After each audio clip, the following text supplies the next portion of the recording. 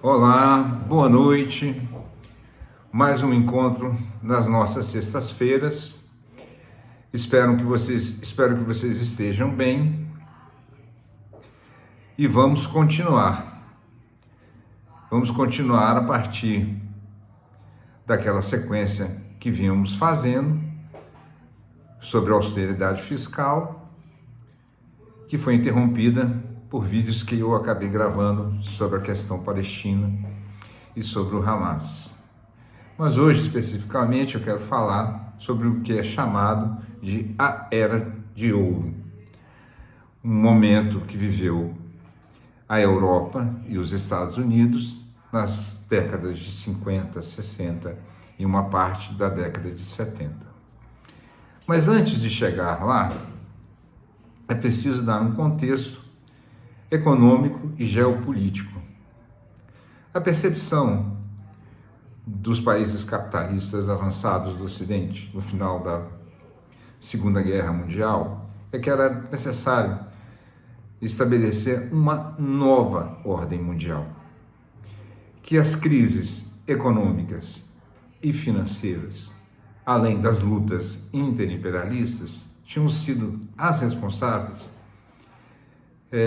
pela chamada Era da Catástrofe, como caracteriza o historiador Erwin Hobsbawm, ou seja, a Primeira e a Segunda Guerra Mundial e, entre elas, a crise de 29. E mesmo antes do término da guerra, os chamados países aliados, em 1944, se reuniram na cidade de Bretton Woods, nos Estados Unidos, e lá eles acordaram os fundamentos dessa nova ordem mundial. Esses fundamentos foram caracterizados primeiro por um câmbio fixo baseado no dólar, ou seja, o dólar agora passaria a ser referência do câmbio e das trocas, a moeda de referência das trocas comerciais, o retorno do lastreamento do ouro, ou do padrão ouro, o retorno do padrão ouro, ou seja, as moedas tinham que estar lastreadas em quantidade de ouro, a criação de um banco de investimentos em infraestrutura em países que necessitassem desses investimentos. Inicialmente era muito mais para a reconstrução da Europa, e nasce com um banco de reconstrução e um fundo de reserva para aqueles países que tivessem problemas de solvência ou problemas na balança comercial. Vamos chamar fundo, o FMI. Esses foram as bases do lançamento dessa nova ordem mundial. Mas era um pouco mais do que isso. Eles eram o germinar de um sistema imperialista. As nações imperialistas, atuando sozinhas, tendiam à guerra. Um sistema imperialista atuava em conjunto e de forma orgânica para manter a sua dominação, principalmente nos países capitalistas periféricos, de forma mais eficaz e evitando conflito entre eles. Evidentemente que o país mais forte economicamente, nesse caso era os Estados Unidos, tinha o papel da gestão desse sistema imperialista. Do outro lado, do lado soviético, se via, apesar da União Soviética ter sido a grande vencedora da guerra, o que se via era um isolamento semelhante àquele que ela tinha vivido na década de 30 do século passado. Mas, como os países do leste europeu tinham sido libertos muito em função de movimentos comunistas e movimentos socialistas, que acabam erguendo, e no final, com o apoio da União Soviética, um apoio relutante, Stalin não queria exatamente isso, ele preferia um sistema tampão formado por estados liberais fracos, mas no final surgem países socialistas como a Iugoslávia, Romênia, Hungria, Bulgária, Tchecoslováquia, a Alemanha Oriental, e formam um bloco. Diferente do outro lado do Ocidente, não era um sistema, era um bloco, era uma reunião de países que tinham interesses em comum, claro, sob a batuta, sob a regência, sob o controle coercitivo da União Soviética, como aconteceu na Hungria em 56 e na Tchecoslováquia em 68.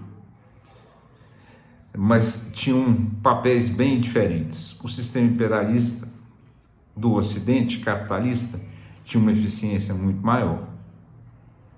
Em relação à economia, os tecnocratas da austeridade foram escanteados.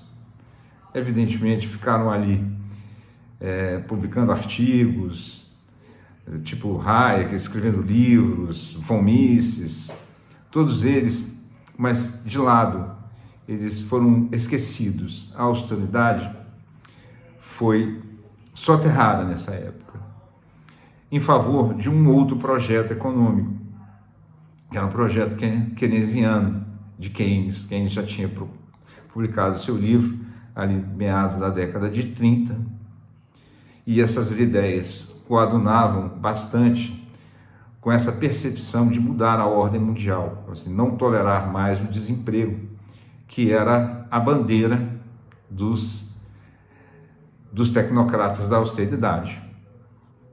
Então, aos poucos, vai se instalando na Europa um projeto econômico em que, se não havia exatamente um planejamento de Estado, havia pelo menos uma organização, uma orientação estatal para o funcionamento da economia, que agora ia se basear no consumo e não mais na oferta.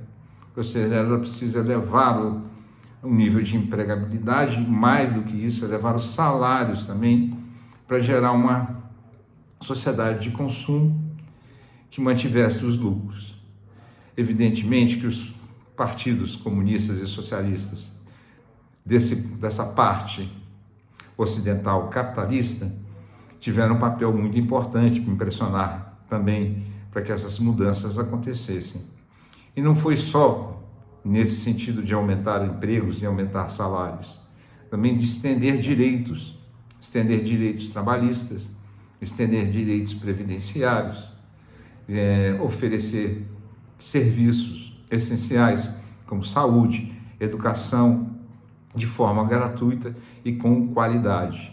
Evidentemente que isso foi feito aos poucos, mas na década de 60, esse projeto atinge o apogeu. Os sindicatos eram fortes e havia uma percepção, de novo, como havia na Primeira Guerra Mundial, de que aquele capitalismo de livre mercado e de desemprego tinha acabado, que o mundo tinha virado a chave. Tem uma história de um político inglês, também na virada dos anos 50 para os anos 60, era um político conservador. O mote da campanha dele é: vocês nunca estiveram tão bem. Esse novo ordenamento é chamado como a Era de Ouro. Evidentemente que houve uma redução importante das desigualdades sociais, mas havia aí uma contradição. Primeiro, essa política de consumo demandava uma industrialização muito rápida e com tecnologia, às vezes com robótica. Vamos imaginar uma empresa de automóveis, uma fábrica de automóveis, usando robótica. E isso aconteceu, o que, na verdade, tirava empregos. Essa era uma primeira contradição. A segunda contradição é que os salários altos e sempre crescentes pressionaram a taxa de lucro do capital, que compensava isso através da expropriação dos países periféricos.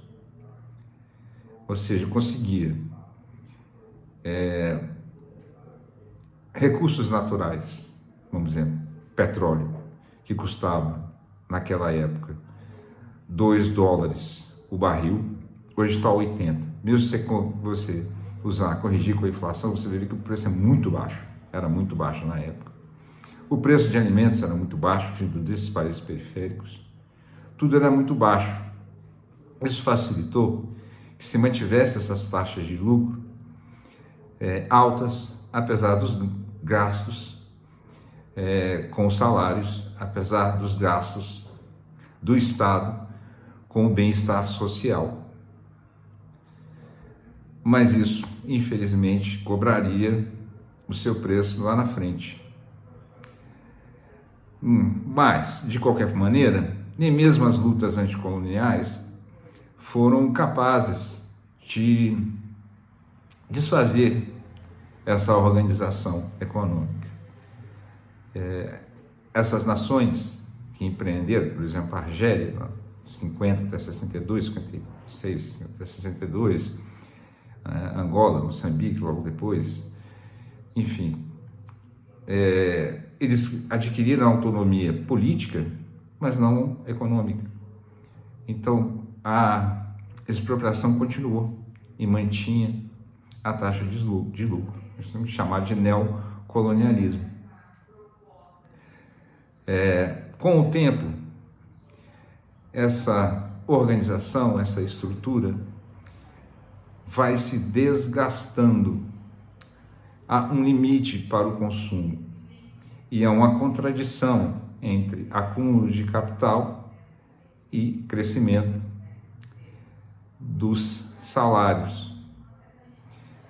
Isso associado ao que foi chamado de cartel da OPEP, que em 1973 resolve cobrar do mercado o preço que a sua mercadoria valia, precipita uma crise que já estava encestada nesse modelo econômico e vai desgastando, e essa forma de acúmulo de capital teria que ser substituída por outra, que seria o neoliberalismo, que nós vamos discutir na próxima sexta-feira.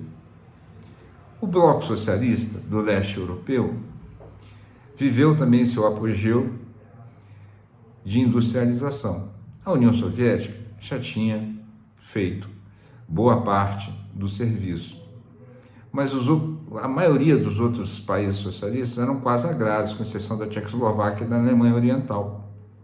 Fizeram uma industrialização muito semelhante à da União Soviética, uma industrialização suja, baseada no carvão e no aço, mas mantiveram suas economias em crescimento e mantiveram estados de bem social em quase todos eles. Ao longo do tempo, também sofreriam desgastes e por causa de contradições que nós vamos discutir mais tarde. Mas, para resumir, a Era de Ouro foi um arranjo pós-Segunda Guerra Mundial que tentava evitar o caos, mas carregava com ela contradições que a condenavam à extinção em breve. Esse modelo keynesiano, hoje tão questionado, ainda tem seu papel, mas é necessário pensar até que ponto você pode reformar o capitalismo e quanto tempo essas reformas podem realmente durar. É isso aí. Era o que eu tinha para dizer. Uma boa noite, um bom fim de semana e até sexta que vem com a discussão sobre o neoliberalismo.